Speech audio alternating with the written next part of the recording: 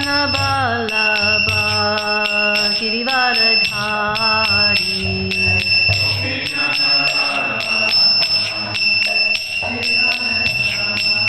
Yasodhanandana Brajajana Ranjana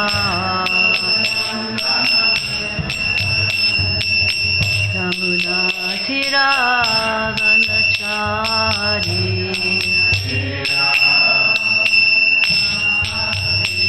Jai Shri Prabhupada Gopimanandi Hari Hari Bol Om Jnana Timirandasya Ganangana Shalakaya Chakshur Militam Jena Tasmai Sri Gurave Namaha.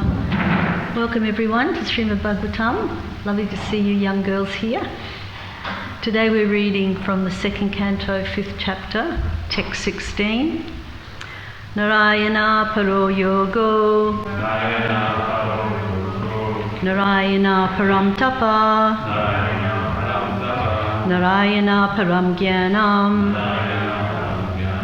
Narayana Paragati Narayana Paro Yogo Narayana Param Tapa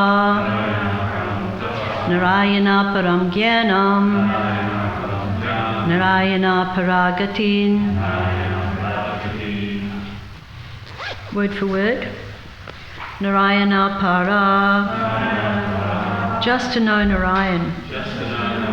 Yoga, concentration of mind. Narayana Param, just with an aim to achieve Narayan. Tapa, austerity. Narayana Param, just to realize a glimpse of Narayan. Jnanam, culture of transcendental knowledge.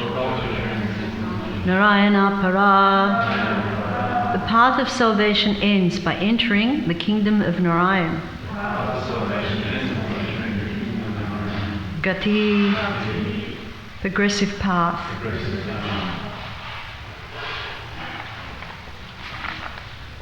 Translation.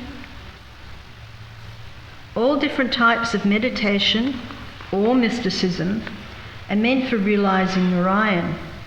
All austerities are aimed at achieving Narayan. Culture of transcendental knowledge is for getting a glimpse of Narayan, and ultimately salvation is entering the kingdom of Narayan.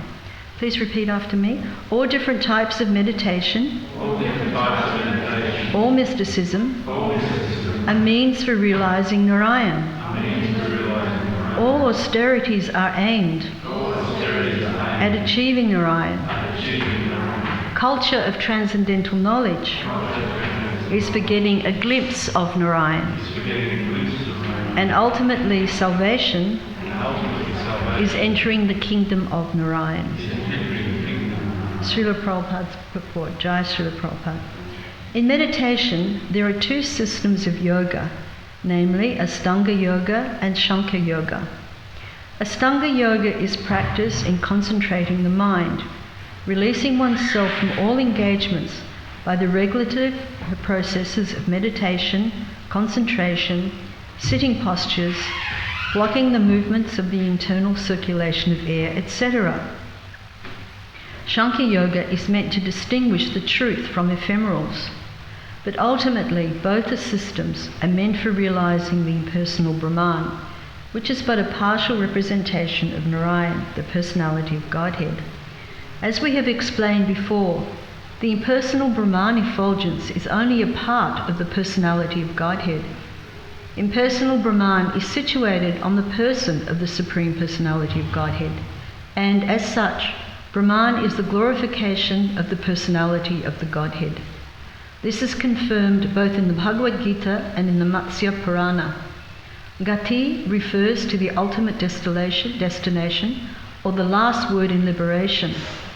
Oneness with the impersonal Brahmajyoti is not ultimate liberation. Superior to that is the sublime association of the personality of Godhead in one of the innumerable spiritual planets in the Vaikuntha sky. Therefore, the conclusion is that Narayan, or the personality of Godhead, is the ultimate destination for all kinds of yoga systems as well as all kinds of liberation.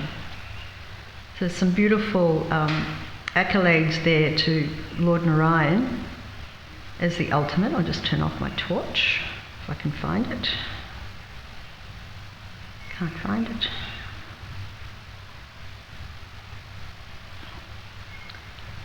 Okay, so this is a really beautiful chapter where Narada starts posing many questions to Lord Brahma. He starts at the beginning of the chapter, and of course Lord Brahma is his father and his guru. And he begins, the first question he asks is, please tell me that transcendental knowledge which specifically directs one to the truth of the individual and the supersoul. So he immediately gets to the nitty-gritty. Please tell me what that transcendental knowledge is, but specifically the truth of the individual and of the supersoul. So the Atma and the Paramatma. And then he asks, describe to me the symptoms of the material world, of the manifest world, and under whose control is all this being done? You know everything, dear Father, so please tell me. And as we know, Lord Brahma is the secondary creator. So Krishna is the original creator, and then with all the material elements that have been presented by the Lord, Lord Brahma creates this cosmic universe. And he is a very powerful expansion of the Lord. And although he is a Jiva Tattva, he is empowered by the Lord and is thus considered a plenary expansion or a full expansion of the Lord. And the Vedas state that there's different categories of Lord Brahma. And the Vedas state that one who strictly follows the principles of Varnashram Dharma, who performs all of their yajnik duties for 100 years, he will take birth as Lord Brahma. He'll be rewarded with that post. And although the Lord Brahma is very powerful, he always thinks of himself 99.99% of the time as a very humble servitor of the Lord. And the other percentile where he doesn't, it's really a trick of the will of the Lord so that some important lesson can be taught to us. But what happens when there is no suitable jiva to fill the post of Lord Brahma? Does anyone know? Krishna does himself. Yes, Krishna himself fills the post. So there's no one who has performed, their duties properly or have the right accolades, not the right kudos, then Krishna actually takes his post. And when I was researching for this class, it's actually really good giving classes, although it's always, a challenge. But you start to really do some deep research into all the different elements. So I got very sidetracked with Lord Brahma. And there's some very interesting things about this wonderful position that he has. So apart from his incredibly long life, as Shantiparayana Prabhu mentioned in his class yesterday, and one day of Brahma, as we know, is 1,000 cycles of the 4 yugas together. So how long is that? Any mathematicians? 4,320,000 times 1,000. Yes. So 4.320 million, 4,320 million years. Very good mathematicians. And he has 30 days in each month, and he lives for 100 years by our earthly calculations. And then yesterday we spoke about his lifetime duration, which is how long? Anyone who was in class yesterday? 111 trillion, 40 billion years. Very good. Gold star. And our Lord Brahma in this universe is actually younger than any of the other Lord Brahmas. And although he holds such an exalted position, the Bhagavatam describes that he actually cannot liberate souls himself. Only Krishna can do that. And even Lord Shiva, he can't liberate the jivas. Only Krishna can. So that even though Lord Brahma has such an exalted position, he is limited in his abilities. And of course in the Bhagavad Gita, it describes that one who surrenders unto Krishna, the Supreme Personality of Godhead, can he be liberated from the clutches of Maya. So everyone who's been, all the Hindus have been worshipping Lord Brahma, Lord Shiva, they actually cannot ultimately award liberation. And there's a really lovely story about our four-headed Brahma, because the Brahma in this universe has four heads. And it's described actually in Chaitanya Charitamrita in Madhya Lila, chapter 21. And I thought it was such a lovely story, I thought I'd tell you this story. So Lord Brahma, he wanted to see Krishna in Dwarka. So he went to Dwarka and he said to to the doorman, he said, please tell Krishna that Lord Brahma is here and would love to have an audience with him. So the doorkeeper went off to Krishna and said, oh my dear Lord, there's Brahma waiting for you at the door. He'd like to see you. And then Krishna says, oh, which Brahma? So then the doorkeeper goes back to Lord Brahma and says, the waiting Lord Brahma, and says, which Lord Brahma are you? And Lord Brahma was really shocked. He went, what do you mean? Which Brahma am I? Isn't there only one Lord Brahma? So please go to Lord Krishna and tell him that the four-headed Brahma, who is the father of the four Kumaras, is here to see you. So then the Lord was informed of Lord Brahma's description, and he allowed the four-headed Brahma to come in to have the audience with him. So the doorman escorted Lord Brahma in, and as soon as Brahma saw Lord Krishna, he immediately offered his obeisances at his lotus feet. And then he worshipped worshipped Krishna. And Krishna also honoured him with very suitable words. Then Lord Krishna asked him, why have you come here? And then Lord Brahma immediately replied, I shall tell you later why I've come. But first of all, there's a doubt in my mind which I wish you could kindly dissipate. Why did you inquire which Brahma came to see you? What is the purpose of that inquiry? Is there any other Brahma beside me in this universe? We all think we're so important, of course, but even Lord Brahma has that tendency. He's the creator, he's in charge of the whole cosmic manifestation. And then when Krishna heard this, he smiled. And immediately Krishna went into meditation. And then instantly, unlimited Brahmas came into the audience hall, came into the hall. And these Brahmas had all different numbers of heads. Some had 10 heads, some had 20, some had 100, some 1,000 heads, some 10 million heads, and others 100 million. No one can count the number of faces that they had. And there also arrived, along with Lord Brahmas, lots of Lord Shivas with their various heads, numbering 100,000 and 10 million. So you can imagine how overwhelmed our four-headed Brahma was, thinking he's the only Brahma, and then all of a sudden there's all these amazing personalities come. And then Krishna summoned all the Indras, and they had hundreds of thousands of eyes. As you know, Lord Indra has eyes all over his body. And then when the four-headed Brahma saw all of this opulences of the Lord, he became very bewildered. And it's described he considered himself a rabbit among many elephants. And all the Brahmas, you can just imagine this amazing scene, all the Brahmas came to the Lord and they offered their respects at his lotus feet. And when they did this, all of their helmets touched his lotus feet.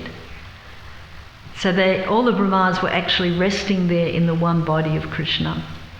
And when the helmets struck together at the Lord's lotus feet, there was a tumultuous sound of all the metal clanging, clanging, clanging, clanging. And all of them said, "It is my great fortune, Lord, that you have called me, thinking of me as your servant. Now let me know what your order is, so I may carry it on my head."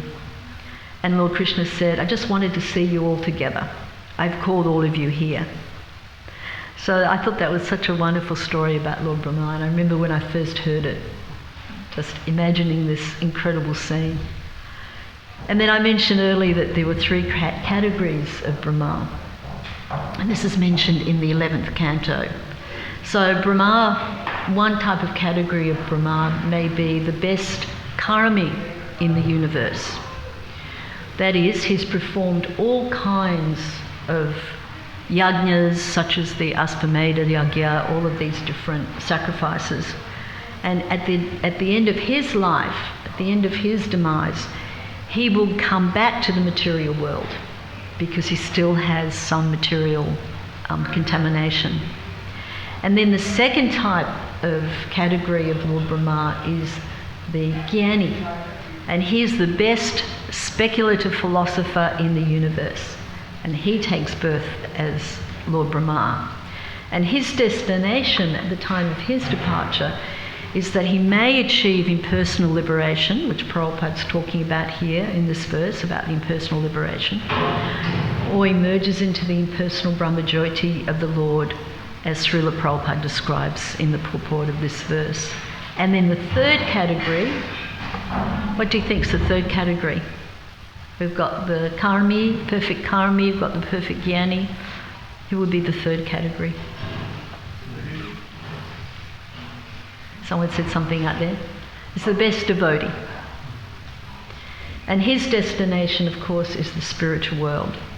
But then I came across another very interesting thing in 3rd Canto, chapter 32, verse 15. There is another category of Lord Brahma who is a great devotee, but he still maintains a little bit of an independent attitude. He's not 100% surrendered to the Lord. So his destination, that he goes to Mahavishnu's planet at the time of annihilation. But again, he has to take the post of Brahma. And by that time, he's probably 110% surrendered. And in that purport, I'll just read this out. Sometimes Brahma thinks that he is independent of the Supreme Lord, and the worshipper also thinks that Brahma is independent. For this reason, after the destruction of this material world, when there is again creation by the interaction of the material modes of nature, Brahma comes back. Although Brahma reaches the Supreme Personality of Godhead as the first Purusha incarnation, Mahavishnu, who is full with transcendental qualities, he cannot stay in the spiritual world. So in this chapter, as I said, Lord Brahma starts to answer Narada Muni's questions. He says that unless one is aware of the personality of Godhead, who is the ultimate truth beyond me, one is sure to be illusioned by my powerful activities. And Narada Muni, he's not an ordinary personality. He's one of the Mahajans. He's very great Vaishnava. So why did he misconceive Brahma to be the Supreme Lord? And it's described that just like Arjuna became illusioned when he was asked to fight and he said, no, I can't fight, and he also became covered over. His knowledge of who Krishna is was covered over. So Prabhupada explains in that purport to text 10 that such bewilderment in Arjuna or Narada takes place by the will of the Lord, because the Lord has a particular lesson he wants to teach us, and he does that often, so that other non-liberated persons may realise the real truth and knowledge of the Lord. So Krishna has his ways of casting his mystic powers over the living entity and can put them into illusion so they'll actually they won't necessarily learn a lesson because they're liberated souls, but for us we can learn lessons by this. So getting back to the actual verse here, when we're talking about all the different types of yoga, and I was thinking about when I first heard about yoga, hatha yoga. It would have probably been, 40 years ago, 30 years ago, 40 years ago, more. Actually, before I became a devotee, I was studying yoga in Mongir in Bihar, but it was something that was not very common. It was not mainstream. Maybe had a couple of yoga teachers in the city. Of course, very few people were vegetarians at that time. I think there was one vegetarian restaurant I remember in St Kilda. There wasn't very much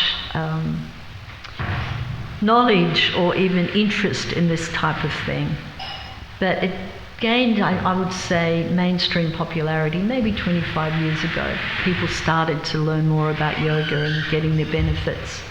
And of course, when I was young, some of my friends and I would explore Eastern philosophy a lot. And for us, Eastern philosophy was reading about Lord Buddha and reading Magister Ludi or the Glass Bead Game and Siddhartha by Hermann Hesse. We would speculate, read these things, and because, you know, some of us were quite interested in spiritual life, but having no idea what spiritual life actually was.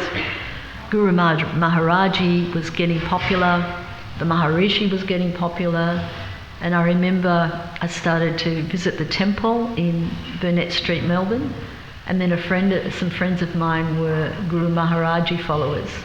So they'd invite me to their satsang. So I'd go to the temple for a kirtan, and then I'd go and visit their satsang, they called them, the Guru Maharaji. And the devotees won hands over because it was actually really boring going to the satsanga, because they'd just sit there in meditation like this, but no one would talk to you, so you had no idea what they were doing. But you go visit the temple and devotees would always talk to you and speak to you about the philosophy of Krishna consciousness. But, you know, the form of Eastern spirituality that was, you know, coming through in those days was actually very contaminated. It was contaminated by sensuality, actually. We can see some big movements, not mentioning names, have, you know, really been degraded into very sensual activities. And of course, what's rife with speculation. Everyone speculates. They have no idea about anything, but they think they know everything. So, you know, unfortunately, without the intelligence given by the pure devotee, without his shining the light and opening our ignorant eyes, those yogic practices don't result in very much spiritual advancement. And even those who are sincere students, very hard to find sincere teachers who are not given over to speculation. And the goal remained always kind of mystical. What was that unknowable? It was an intangible thing. We couldn't put our finger on actually what we were trying to find out. It was something spiritual. We wanted information about why we were here, what was the goal of life, but we were kind of like little blind mice struggling around trying to find something. So we dove into books like Magister Ludi and Siddhartha, but the result was only more confusion. So in this wonderful verse, Lord Brahma is crystal clear. There's no guesswork there. He's stating unequivocally that all different types of meditation or mysticism are meant for realizing Narayan. It's like this secret, open secret really. So in this purport, Prabhupada talks about Ashtanga Yoga. So in the Bhagavad Gita, Krishna talks about this eightfold path quite a lot. Ashta means eight, Anga means limb. So it's sometimes referred to as the eight petals of Ashtanga Yoga. And he introduces Arjuna to that process of Ashtanga Yoga. This is in chapter 5, verses 27 to 28. And he's kind of giving him different ways of realizing the Supreme, until eventually Lord Krishna says, yes, Bhakti Yoga is the best way. So in this verse 27, this is how it's described. Shutting out all external sense objects, keeping the eyes and vision concentrated between the two eyebrows, suspending the inward and outward breaths within the nostrils, and thus controlling the mind, senses and intelligence. The transcendentalist aiming at liberation becomes free from desire, fear and anger. Do you think that would be easy, girls? Could you do that? Sit there, controlling your breath, cutting out all the external sense objects. And then Krishna describes that one who's always in this state is certainly liberated. So it doesn't sound very easy, does it? It sounds very difficult. Because in Kali Yuga, this is not the practice for self-realization. we can hardly keep track of what we did yesterday.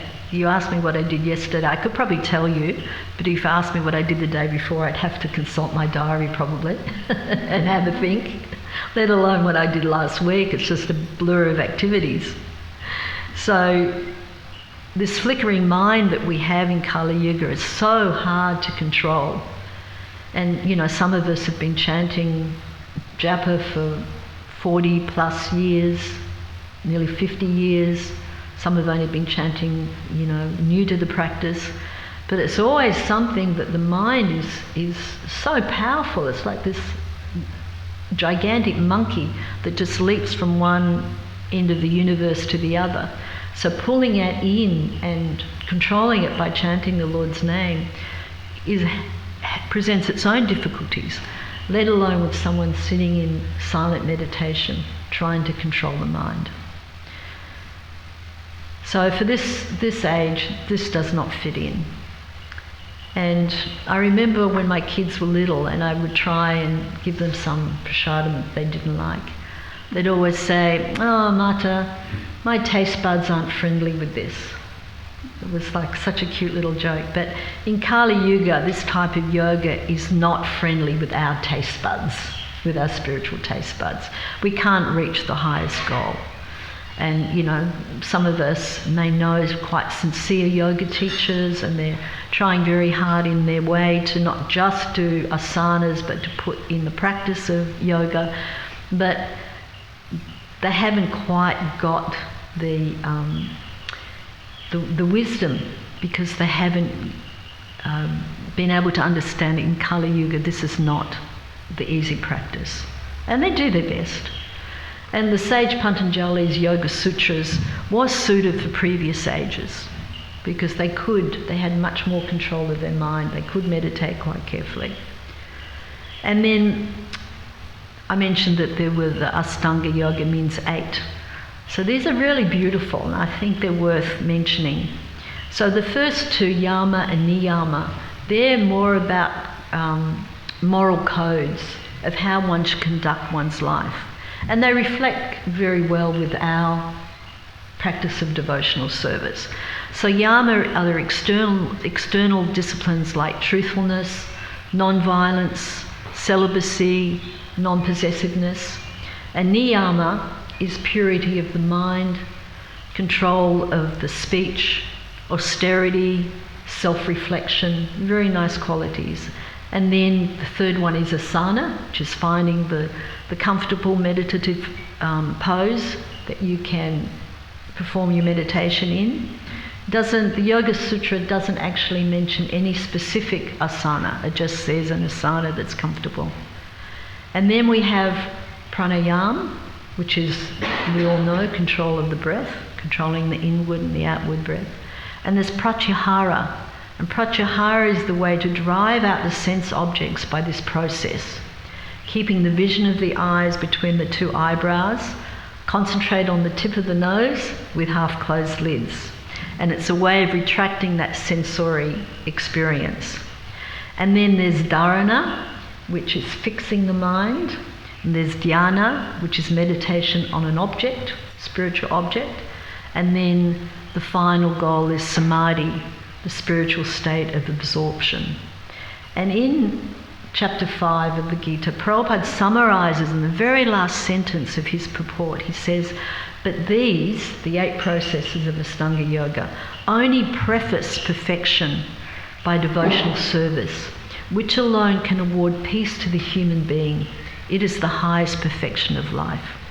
So it's unequivocally stated that sadhana bhakti yoga is the one that gives the ultimate goal. And Prabhupada goes on to explain that eightfold practice is very difficult for people to perform in Kali Yuga, which I've just said, because yoga means linking oneself with the Lord. So if you're not linking yourself with the Lord, what are you actually doing? You're getting some benefit. And Prabhupada says, what actually is bhakti, or sannyas yoga? He refers to it sometimes as sannyas yoga. And that means that one should know his constitutional position as the living entity, and act accordingly. So this constitutional position is otherwise known as Sanatana Dharma, our eternal position. It doesn't change. Hindu one birth, Christian the next birth. We have our Sanatana Dharma for all living entities. And it's just like the quality of water is wetness, the quality of heat, of fire is heat. So the quality of the jiva, the tatastha, sakti, us, is Sanatana Dharma. That's our constitutional position. And then when we practice this Sanatana Dharma perfectly, under the guidance of the bona fide spiritual master, we will be transferred to the other Sanatana, which is that eternal spiritual abode, the spiritual world. And it's kind of interesting when we talk about service and devotional service, and I have to say I quite like Bob Dylan, and he wrote a very interesting song called "You Gotta Serve Somebody." And I'd like to quote a verse from this, a stanza from this. You may be an ambassador, I won't sing it though. You may be an ambassador to England or France. You may like to gamble, you might like to dance. You may be the heavyweight champion of the world. You may be a socialite with a long string of pearls, but you're gonna have to serve somebody. Yes, indeed, you're gonna have to serve somebody. Well, it may be the devil or it may be the Lord, but you're gonna have to serve somebody. So I thought that was very, very interesting when I came across that. You know, he understood that there's service. We have to serve somebody. We either serve our families, our husbands, our wives, our community, our nation, a charity, but we have to serve. So what better than to serve something that will give you the ultimate perfection, which is to serve the Lord. And it's such a wonderful process, chanting, dancing, eating prasadam, associating with like-minded saintly souls. And Prabhupada has given us a very, very wonderful life. And I was listening to a lecture recently where Prabhupada talks about these three Sanatans. So the Sanatana Dharma, the Sanatana, which is the Jiva, and also the Supreme Sanatana, which is the Lord, and then the Sanatana, the eternal place, the spiritual world.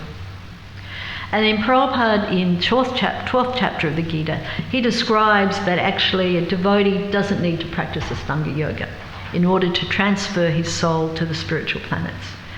He says that the responsibility for this is taken by the Supreme Lord himself.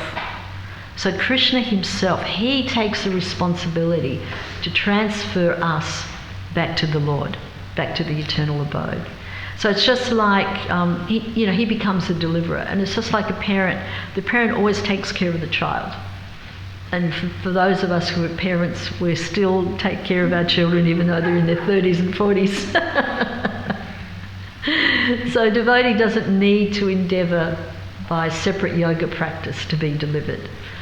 By the great mercy Prabhupada describes, the Supreme Lord comes on his carrier Garuda and takes us back, delivers the devotee from material existence. Of course, there's no harm in practicing some hatha yoga for our health and fitness. I actually read in the Gita where Prabhupada says that if you daily practice some hatha yoga asanas, that practically speaking you will not become diseased, and that it's particularly good for anyone with a mental health issue. I mean, Prabhupada didn't use those terms, mental health issue, but for anyone who's suffering from, depression or whatever, it's actually very, very good because it balances all the life airs. So, it has its place. Just like we go for a walk and we'll do some exercise, but it's not the way to understand the Supreme Personality of Godhead. And then Prabhupada goes on to talk about Sankhya Yoga. So the Sankhya Yoga Prabhupada mentions here is not the Sankhya Yoga delivered by Devahuti Putra, Kapila, but by the impersonalist Kapila. because this Shankar Yoga is, the ultimate goal is Brahman. It's not the Supreme. This Shankar Yoga can be translated as a discipline of analysis, whereby the emphasis is on analysis as opposed to meditation. So it's not this, it's not that, it's understanding the material elements. It's neti. And there's quite a lot of kind of scholarly treatises. I contacted one of our scholars and said, tell me about Shankar Yoga. I'm giving class tomorrow. It's pretty hard to research what's this atheistic kapila that we're mentioning here in Shankar Yoga. So he sent me a link to a very, very, very scholarly treatise. So I emailed back and said, oh, okay, thank you, Maharaj. I'll just touch on Shankar in this class. And I'll read a little bit because it's just very interesting. He says that Shankar is so much more associated with Vedanta, the Upanishads is an expression from the Upanishads, it's neti, so much more associated with Vedanta than with Shankya. Shankya in its classical form is thoroughly dualistic. Two fundamental ontological is something that's relating to the branch of metaphysics, dealing with the nature of being, entities, namely Purush and Prakriti. This is the essential difference from Vedanta, which insists there is an ultimate single reality. Brahman, which Vaishnava Vedanta identifies as Bhagavan, the Lord with energies. Devahuti's Kapila in Srimad Bhagavatam 3 is essentially a blending of Shankar and Vedanta, or theistic Shankar. So unfortunately that went way over my head. So Prabhupada is touching on this Shankar, but it's different from Devahuti's son, Kapila Devi, who was an incarnation of the Lord. So in one of Prabhupada's purports, he says that atheistic Shankar philosophers like Kapila, and not Devahuti Putra Kapila, the other Kapila, analyzes the material elements very scrutinizingly and thereby come to the conclusion that material nature is the cause of everything. They don't come to the conclusion that the Supreme Personality of Godhead is there. They do not accept Krishna as the cause of all causes, and as Prabhupada pointed out in this purport, their goal is Brahman. So basically Shankar means to break down material elements of creation, and in original Shankar, God is held to be the cause of creation. All the elements of creation proceed from Mahavishnu. However, in the atheistic Shankar, matter is held to be its own external cause. So that's a pretty clear summary of the difference between the two. So in conclusion, Krishna clarifies all the different processes of yoga succinctly. And he states in Bhagavad Gita, in chapter 6, of all the yogis, the one with great faith who always abides in me, thinks of me within himself, and renders transcendental loving service to me, he is most intimately united with me in yoga and is the highest of all. And as Prabhupada said, the faithless cannot accomplish this process of devotional service. So how is the faith created? How do we create faith? Would anyone like to volunteer? Yes, very good. It's by association of devotees, by associating with like-minded persons who have that faith. That's how faith develops. Of course, by inquiry, you ask good questions in a humble state of mind, you get good answers, but it's by associating with each other that our faith becomes very strong. And the Chaitanya Charitamrita defines faith as this. It says that faith in the complete conviction that simply by serving the Supreme Lord, Sri Krishna, one can achieve all perfection. That is called real faith. So that understanding that serving the Lord is the way that we can achieve full perfection. That is real faith. So it's by the mercy of Srila Prabhupada that he's opened our darkened eyes with the torchlight of knowledge. And in, I'm rereading Bhagavatam at the moment, and I'm reading in 6th canto. And the Yamadutas got very frustrated with the Vishnu Dutas. They suddenly appeared and removed the ropes that were binding Ajamil. So the Yamadutas went back to Yamaraj, and they were really puzzled. And they said, well, we thought you were the supreme controller. Is there someone higher? And they were really trying to understand how this was possible. So Yamaraj explains that if one follows the Parampara system, either headed by Lord Brahma, Lord Shiva, Lakshmi, or the Kumaras, one follows one of those 4 sampradayas, then, only then, can one actually receive full knowledge. So it's very, very important that you're linked up with the right parampara. And of course, as you know, our parampara is the Brahma Madhva Sampradaya. And in fact, and this is a really interesting point, in the 6th canto, Prabhupada cites the Padma Purana verse, Sampradaya Vihinaye Mantraste Nishphala Mata. If one does not follow one of the 4 recognized disciplic successions, his mantra or initiation is useless. And if one becomes involved in any of the upper sampradayas, or that's the non-bona fide sampradayas, or disciplic succession lines that are not bona fide, it is a useless waste of time.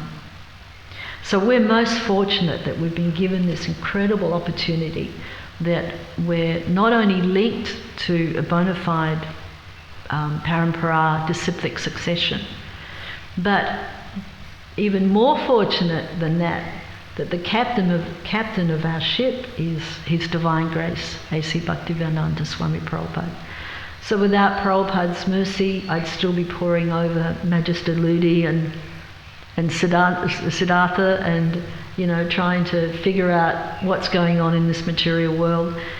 But Prabhupada has opened my eyes, is opening my eyes and giving us this great opportunity to associate with each other, to come together for the morning program, to, Mangalarti, Guru Puja, Srimad Bhagavatam class. How wonderful it is to sit here together in the association and hear this transcendental literature. So thank you very much for patiently listening, and all glories to Srila Prabhupada. Jai Hare Krishna. Are there any questions? Sri Hari Bhakti Mataji has one.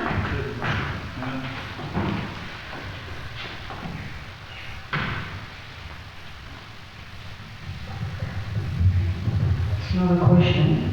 Oh, okay, thank you. I was talking to Sukra Guru not so long ago, telephone, and it was discovered in Hawaii Temple. Maybe hold the microphone up a little. Yeah. It was discovered in Hawaii Temple in recent times that Prabhupada wrote, I'm just going to read it so I don't mess up.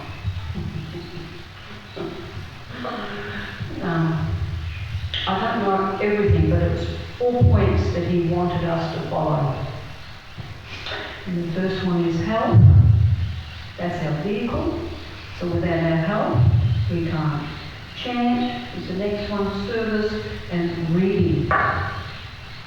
So very common sense stuff. And I got to relay that to Ambedkar Prabhu yesterday because she was talking in the car park, and I got to. Well, yes, we were actually talking about that. I met with my god sisters yesterday, and we were talking about those. There was a handwritten note that Prabhupada wrote and put it on the wall. The health was first, and then chanting, then service, then reading his books. So we need to do all of those things. We need to look after our health. It doesn't mean that we mollycoddle ourselves and go, oh, I'm feeling a little bit tired today, I don't think I'll go to Mangalarti. No, but if our health is in jeopardy or we're not well, you know, if we're sick with the flu or a cold, it's foolish to come to the temple. Number one, you're not recovering your health, and number two, you're spreading your germs everywhere, and then all the other devotees will get sick. So health is important. We need to eat properly, we need to rest sufficiently, we need to do some exercise, and Srila Prabhupada walked very vigorously every day. And you probably all know that story, that when Prabhupada had a stroke in New York, and they called a doctor to see Srila Prabhupada, and the doctor said, this old man prays too much. He needs to get some exercise. He should walk every day. So when Prabhupada heard that, from that time on, he went for a walk every day. And he walked so quickly that, you know, his disciples, who were not even a quarter of his age or half his age, couldn't keep up with Prabhupada. Prabhupada walked so quickly. So yeah, this maintaining the health is important. It's false renunciation to make your body suffer. Of course, we have to, you know, perform some willing austerities.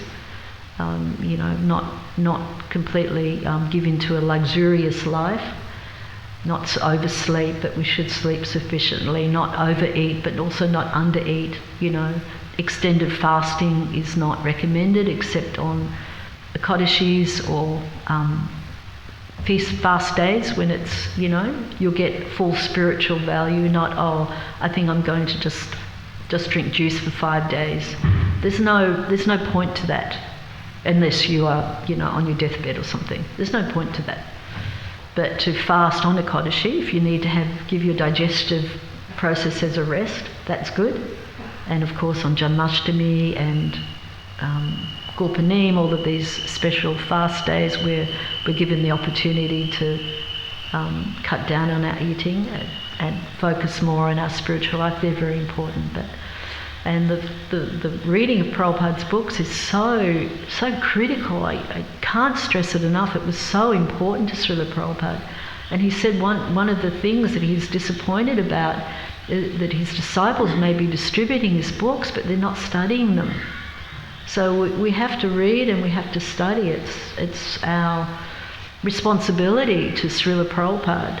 And many of our current living gurus, they emphasize to their disciples, you must read Prabhupada's books. Very, very important. And of course, you know, chanting and service there. So if we stick to those 4 things, then we're in a very safe place. Does anyone have any other comments, corrections, questions? Vaishnavi?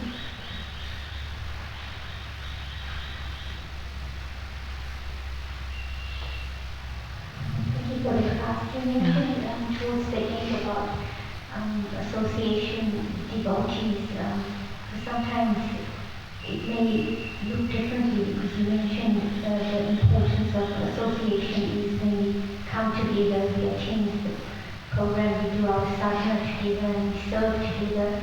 Because sometimes in the name of recreation and associating with devotees, it might be, Krishna is not really the center. And something funny, I remember my Guru Maharaj Sri Krishna Goswami, he was saying that sometimes, you know, they're watching a football game and then they hit the devotees and they go, Jai Hari Bol. So he said, that's not association, you know. Association, the quality of the association has to be with Krishna in the center. I know in Auckland they would have picnics and that, they would have kirtans, so everyone would have fun. It's like you could sense the center is service to Krishna and service to the devotees. So thank you for that. Yeah. Thank you, Vaishnavi, that's a good point. Okay, Jai Srila Prabhupada. Hare Krishna.